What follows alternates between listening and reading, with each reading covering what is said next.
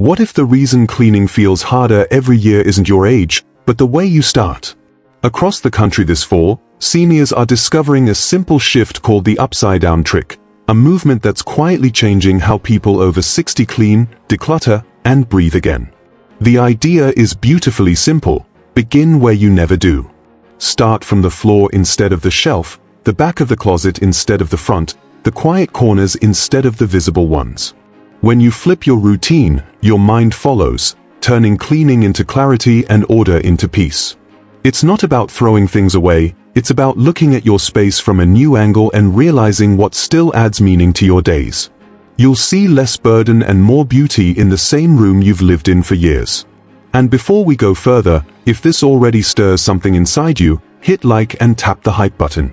Every hype helps lift senior voices, spreading calm, creativity, and confidence to others ready to live lighter. Meet Elara Finn, 67, a retired librarian from the Maple Line town of Middlebury, Vermont, a woman whose life once ran on perfect rhythm. Every drawer was labeled in her neat cursive, every book alphabetized with librarian precision, every keepsake catalogued by memory. She took comfort in knowing where everything belonged, until one day, she realized she no longer did. The quiet order that once gave her peace had begun to feel like a soft kind of chaos.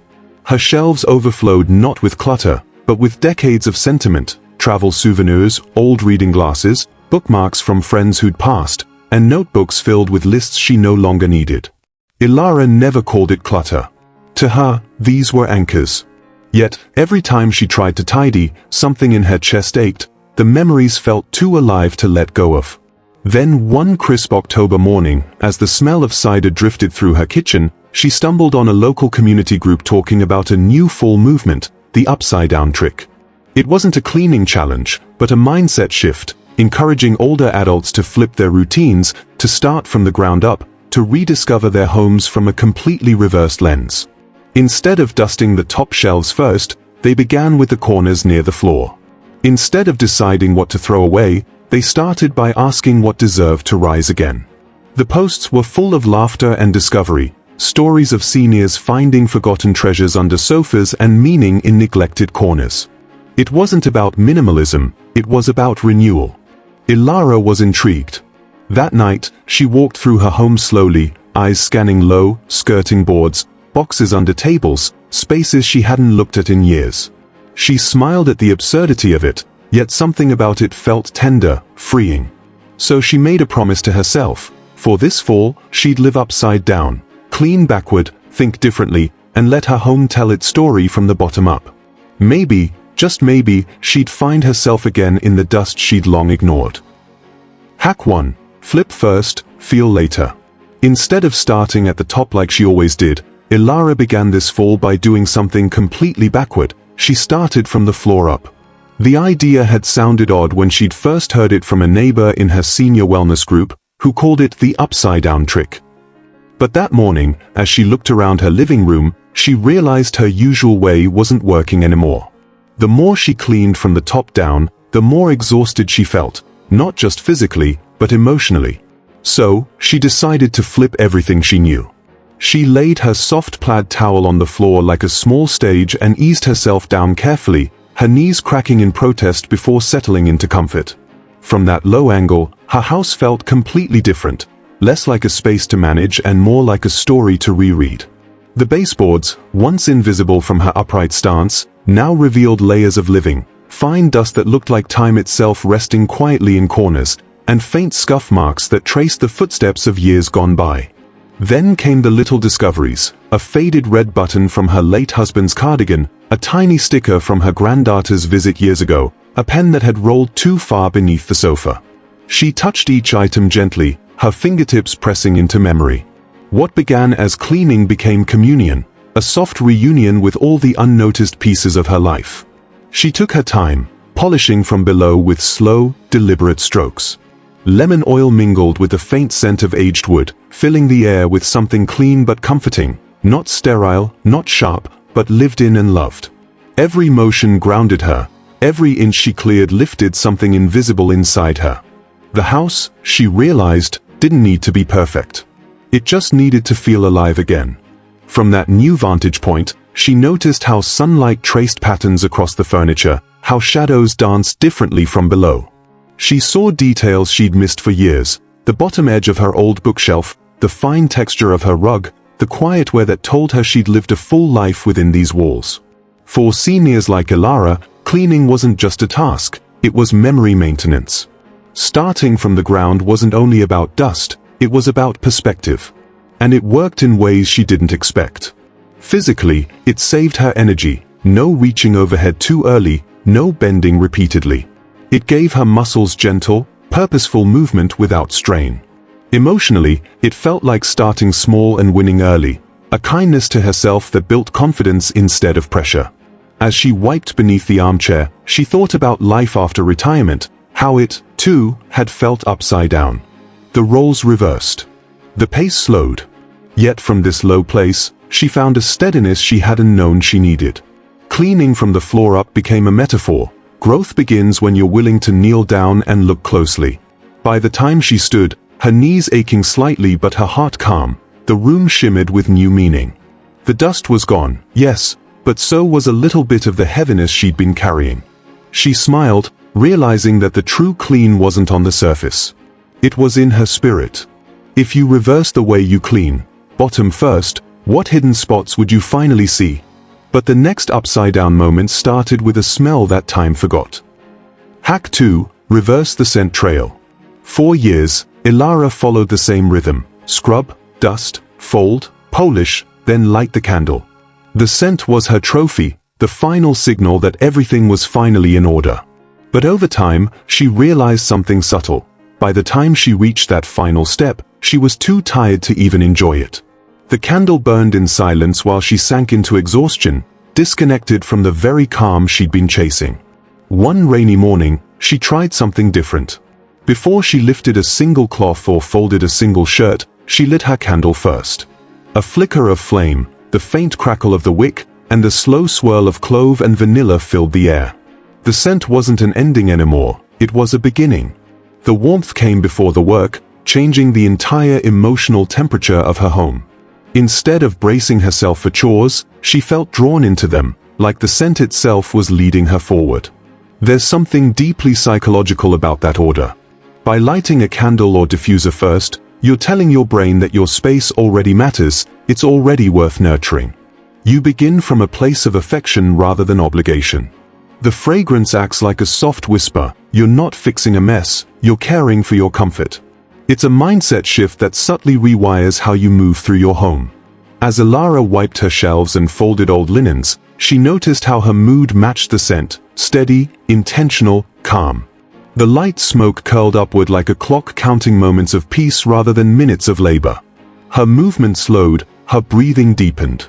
For once, she wasn't cleaning to escape the clutter, she was creating a space that felt aligned with how she wanted to feel inside. And that's what made this hack quietly powerful. When scent leads, the body follows.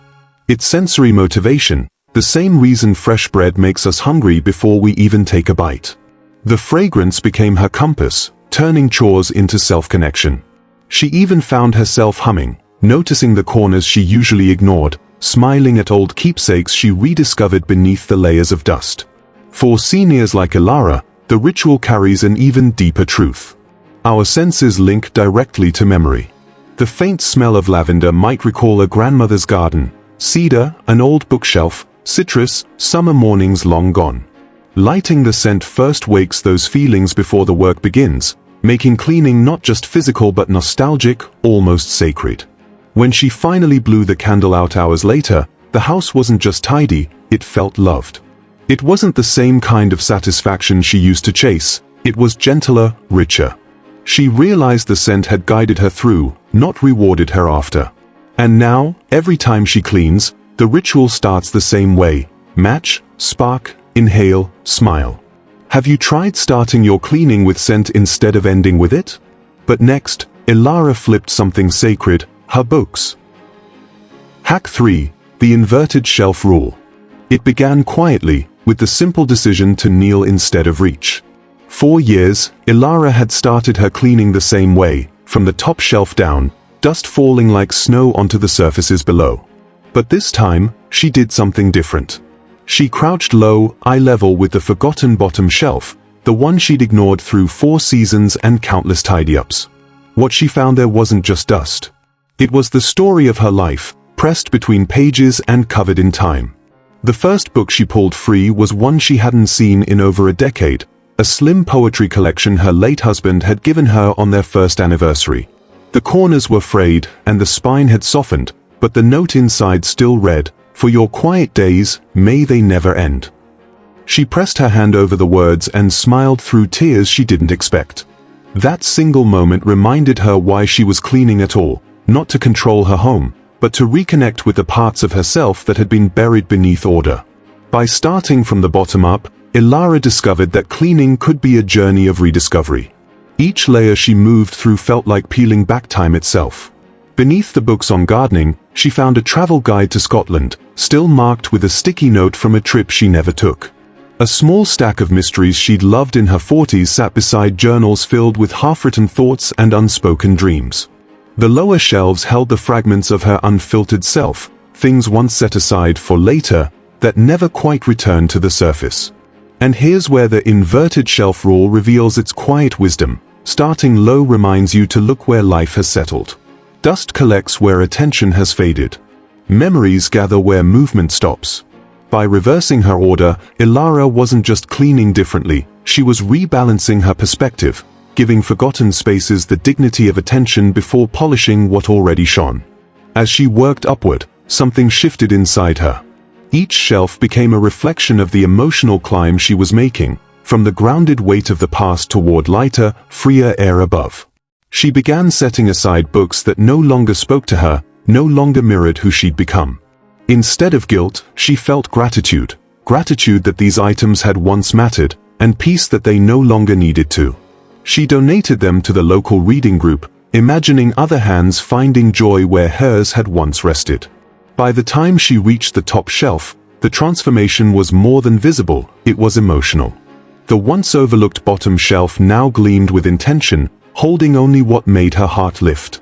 And the air felt different, softer, as though the room itself had exhaled. That's the quiet beauty of flipping the order. When you begin where things have settled, you give yourself permission to rise with them. If you flipped your shelf order, what hidden treasures might reappear? Then came the most emotional turn. Memories turned upside down. Hack 4. Memories in reverse. Elara had always believed that decluttering meant courage, the kind that forced you to open the hardest box first and face the ghosts that lived inside. 4 years, she'd postponed that process, telling herself she wasn't ready. The cedar chest at the end of her bed was proof, full of her late husband's things, her mother's embroidered handkerchiefs, letters written on paper soft from time. She thought she'd start there when she was stronger. But strength, she discovered, isn't what opens the heart, gentleness does. The upside-down method gave her permission to do it differently. Instead of beginning with heartbreak, she started with indifference. She chose the drawer in the hallway, the one filled with expired coupons, spare keys she didn't recognize, pens that no longer wrote.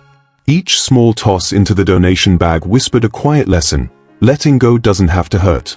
The more she released, the more she felt a sense of rhythm forming, like breathing deeper after a long winter cold. The weight she'd been carrying wasn't just physical, it was emotional dust, settled in corners she hadn't noticed. By working backward, from the meaningless to the meaningful, Elara built her emotional stamina. Every simple decision prepared her for a harder one. The act of tossing an old receipt became rehearsal for something far more tender.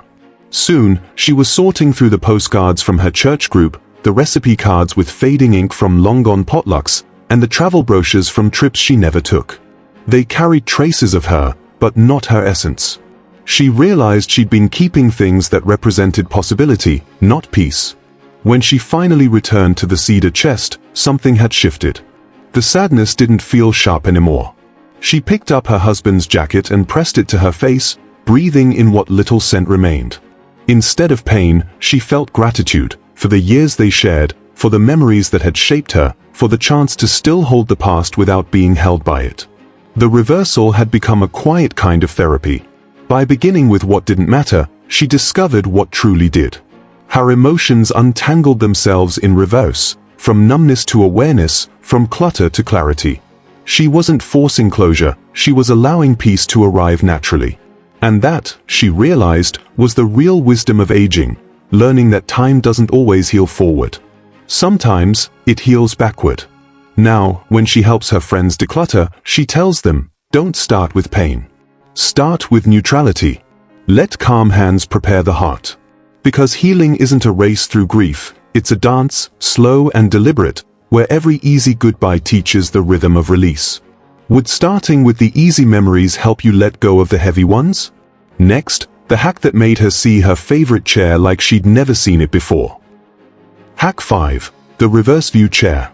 Meet the chair, soft, worn, and loyal. Elara's reading chair had been her steady companion for more than 2 decades. It was the spot where her mornings began and her evenings quietly ended. There, she'd watched leaves turn gold every fall, traced raindrops on glass in winter, and whispered prayers into the sunrise. The chair faced her favorite view, the maple tree that had watched her age as she had watched it grow. Everything about that position felt right. But after weeks of exploring her upside-down approach to life, something inside her dared to ask, what if right isn't always new? So one crisp afternoon, Elara gripped the chair's wooden arms, lifted with a grunt, and turned it, a slow, deliberate 180 degrees.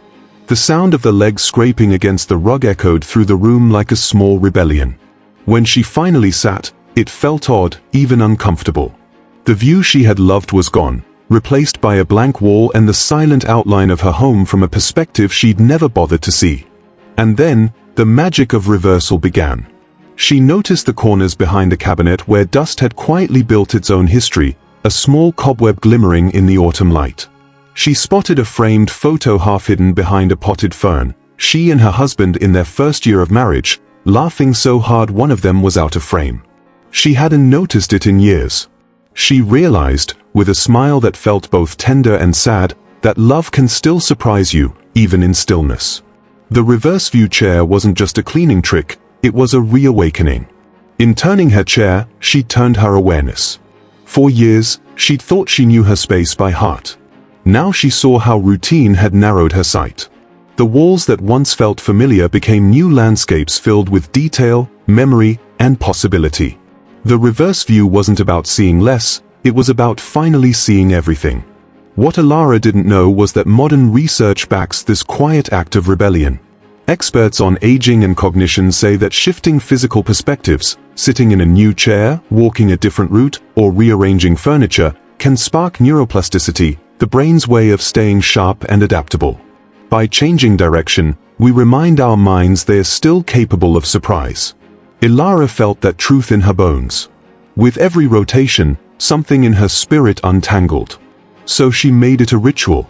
Every week, she turned the chair toward something new. The hallway that echoed with her grandchildren's laughter, the piano she hadn't played since Christmas, even the quiet kitchen where the ticking clock reminded her of simpler times.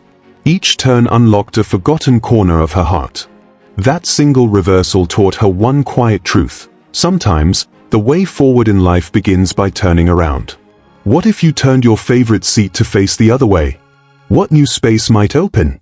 The next trick flipped her week, not her furniture. Hack 6. The backward calendar reset.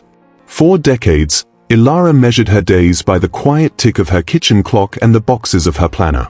Mondays were for floors, Tuesdays for laundry, Wednesdays for bathrooms, Thursdays for groceries, and Fridays for whatever didn't get done.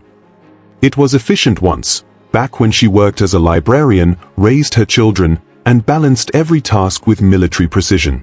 But now, at 67, the structure felt different. It no longer gave her order, it gave her pressure. The calendar had become a quiet overseer, whispering reminders of what she hadn't done, instead of celebrating what she had. Then, in keeping with her new upside-down mindset, Elara wondered, what if I turn time around? One evening, she took her old planner, its pages lined with years of forward-facing order, and flipped it. Literally. She started planning her week backward. Instead of beginning with Monday's chores, she began with Sunday's stillness. She decided to start the week from a place of peace rather than chase it at the end. Sunday became her new first day, her reset, a day to breathe, to reflect, and to simply be. No rushing, no scrubbing, no eye shits, Just presence. She'd light her diffuser with lavender oil, play soft classical music, and take slow walks around the house. Instead of asking, "What needs to be done?" she'd ask, "What feels ready to be done?" It was subtle, but powerful. The shift in language softened her relationship with responsibility. By Monday, she felt different, not weighed down, but recharged. Cleaning no longer felt like punishment for living, it became an act of gratitude. She'd start her week by watering her plants instead of dusting her shelves, reminding herself that life grows best when nurtured, not rushed. Tuesday became her flow day, where she did whatever called to her attention naturally, sometimes wiping surfaces, sometimes sorting books, sometimes just listening to the soft rhythm of her broom. The structure had reversed, but the joy had returned. By the end of the week, instead of collapsing into exhaustion, Elara found herself with space, physical, emotional, spiritual. The chores were done, yes, but more importantly, she felt cared for. That was the real secret of the backward calendar reset. It wasn't about rearranging tasks, it was about reordering energy. Seniors, she realized, don't need more discipline, they need permission to begin with ease. She shared the idea with her Sunday coffee group, 5 other women over 60, and within 2 weeks, they were all doing it. One told her, "It's the first time my week has felt like it's working with me, not against me." Another said, "I stopped saving my best day for last, now I start with it." That was when Elara smiled and wrote in her new planner, "Begin where you rest." It became her mantra for aging with rhythm instead of rigidity. What if you flipped your week, beginning with joy, ending with peace? Finally, the most heartwarming upside-down habit of all. Hack 7. Giving in reverse. Elara used to believe that generosity belonged at the end of a task. You cleaned first, sorted later, then donated what was left. That's what every decluttering book said, finish, then give. But something about that always left her uneasy. By the time she reached the donation pile, her energy was drained, her decisions blurred, and giving felt more like surrender than kindness. One morning, sitting by her window with tea and sunlight, she wondered, what if I gave first? It began as a small, curious experiment.